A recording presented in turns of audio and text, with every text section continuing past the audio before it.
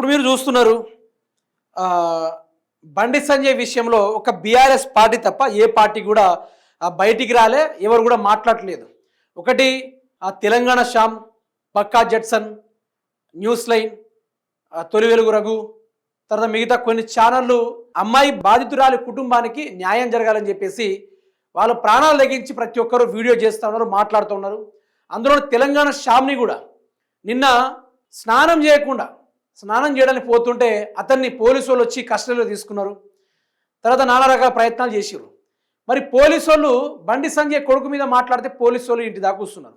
మరి బండి భగీరథ్ ఆడు చేసిన ఈ లంగ పనులకి మరి వాని మీద పోలీసు వాళ్ళు ఎందుకు యాక్షన్ తీసుకోవడం లేదు?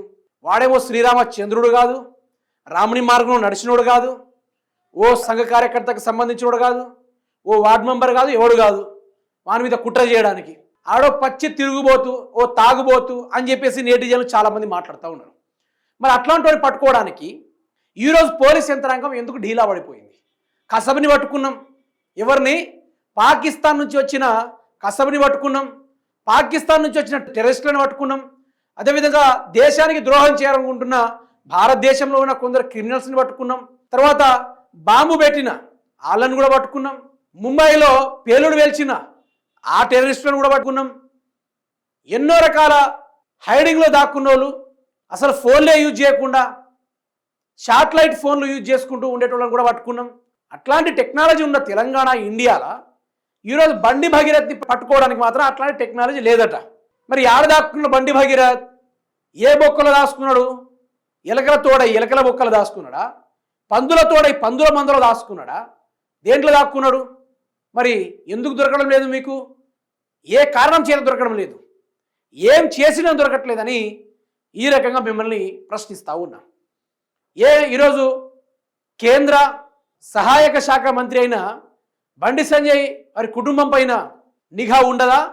నిఘా కంపల్సరీ ఉంటుంది కదా. ఈరోజు సామాన్యుని మీద ఉన్న చొరవ బండి సంజయ్ కుమారుడి మీద ఎందుకు లేదు? నిన్న సంగారెడ్డి జిల్లాలో ఒకరిని పట్టుకున్నారు, పోక్సో కేసులో ఇద్దరిని పట్టుకున్నారు. 6 ఏళ్ల అమ్మాయి పైన అత్యాచారం చేసేటోళ్ళని ఇద్దరిని పట్టుకున్నారు. 20 ఏళ్ల జైలు శిక్ష వేసిర్రు బెయిల్ దొరకకుండా. వాళ్ళు అట్లా ఆ తప్పు చేసిరో లేదా పోలీసులు పట్టుకున్నారు.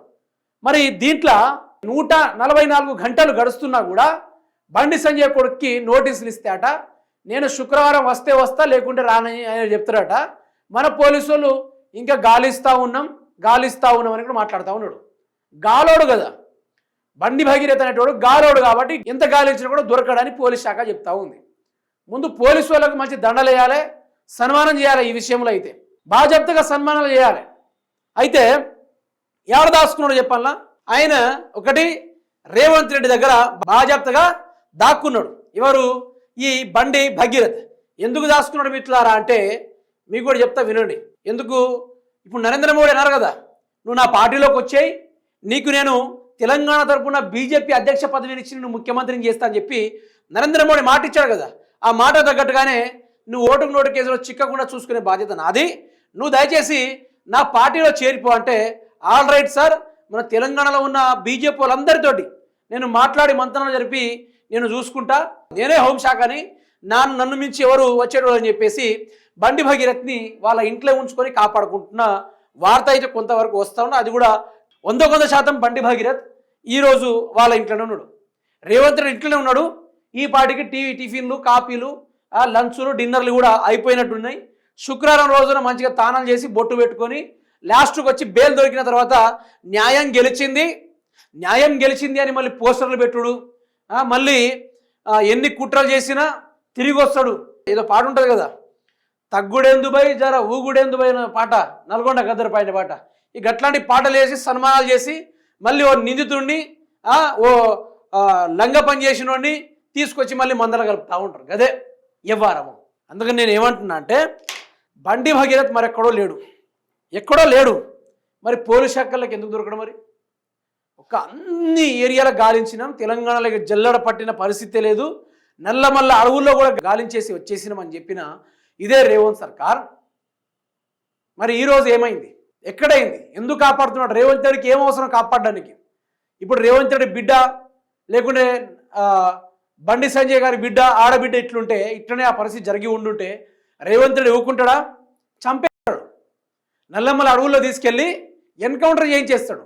మరి బండి సంజయ్ ఊరుకుంటాడా? వాళ్ళ బిడ్డ మీద ఇట్లనే జరుగుంటే ఆయన బాధ్యత తంబాకు తోటల్లో తీసుకెళ్ళి మరి కాల్చి చంపేటోడు. ఇట్లాంటి వ్యవస్థ ఉంది తెలంగాణ రాష్ట్రంలో. ఇట్లాంటి కథ, ఇట్లాంటి అన్యాయం, ఇట్లాంటి అరాచకం ఇవన్నీ కొనసాగుతూ ఉంది తెలంగాణలో. అందుకనే తెలంగాణ అనేది ఈరోజు క్రిమినల్స్కు అడ్డా. ఓ క్రిమినల్స్ తప్పించుకోలేడు, వాడికి మంచిగా న్యాయం చేసే పంపుతారు. ఇక్కడ బాధిత కుటుంబాలకు తెలంగాణ కానీ భారతదేశం కానీ ఎప్పుడు న్యాయం చేయదు. ఆ బాధిత కుటుంబాలు ఎవరి మీద కేసు పెడతారో వాళ్లకు నీతిగా నిజాయితీగా పంపించేసి మరి మచ్చలు కూడా పంపిస్తూ ఉంటారు.